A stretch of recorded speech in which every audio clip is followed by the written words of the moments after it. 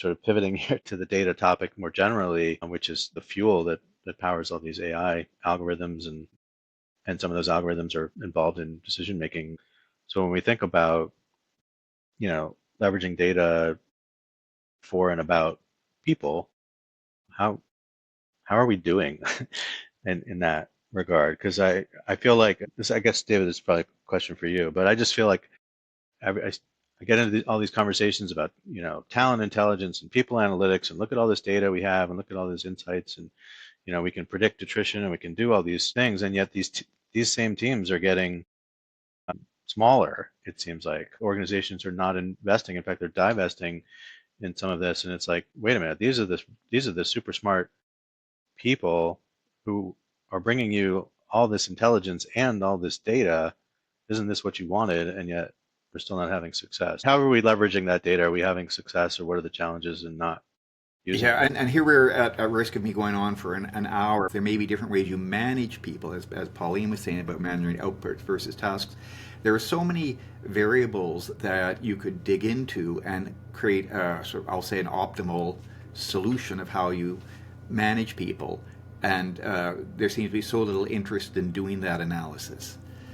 Now, more broadly on people analytics, which I did a program on today, the big problem was that people started saying, "Oh, we got a lot of data. Let's hire some data scientists, and they'll do something. Like they've got PhDs from MIT, and we'll let them loose on the data." Uh, and that was a mistake. You don't need data scientists as much as you need people who will start with saying, "What are the business questions we need to investigate?" They're going to gather the available data and make a business decision in a timely way.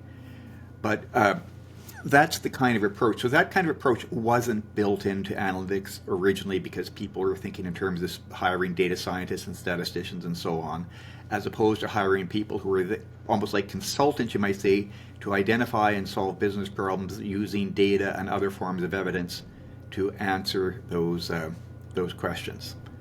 I'm hope like Pauline. I'm always hopeful that people will figure it out, and I do hear there are some companies that do it well. Go ahead, Pauline. Want to Yeah, add I was something? going to add, we think about upskilling leaders, and I like, David talks about the mindset, right? And these foundational mindsets we want to equip leaders with and training to ensure they have that foundational knowledge they can effectively leverage this new technology, that they can adapt their leadership style as well. And equally important that I would say that HR is leaning in to drive this upskilling.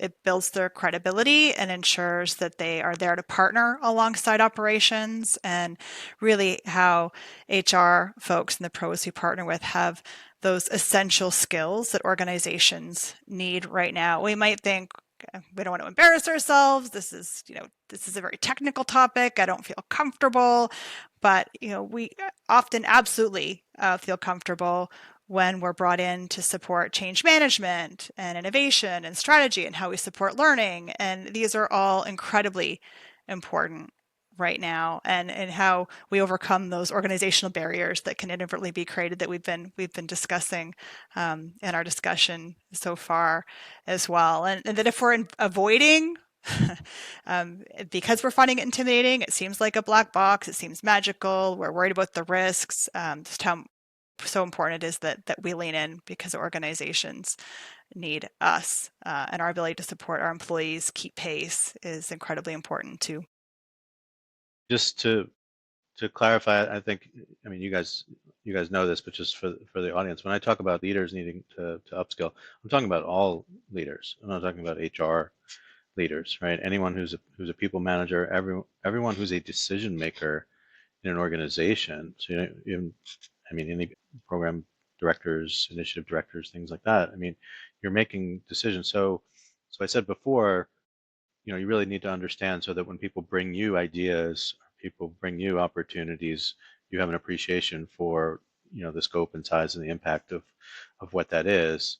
Um, and but it's also, AI is not going to sort of discriminate in terms of who it impacts. It's doing all kinds of things that even a year ago we did not anticipate. Definitely 2 years ago we did not anticipate. But But now we start to see this trend towards not just advanced automation, but these AI agents getting strung together in workflows to create what people refer to as agentic workflow, and we can debate whether it's truly reasoning, or at least it's doing some type of reasoning. It may not be reasoning like a human brain reasons, but nonetheless, it's taking in a lot of context and data, and it is it's reaching conclusions, and a lot of people are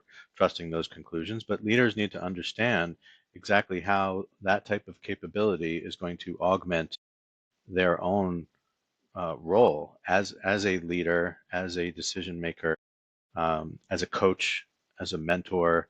I mean, there's not that much from a knowledge work standpoint that off limits, or that won't be touched in some way um, by what's coming, or in some cases what's here already.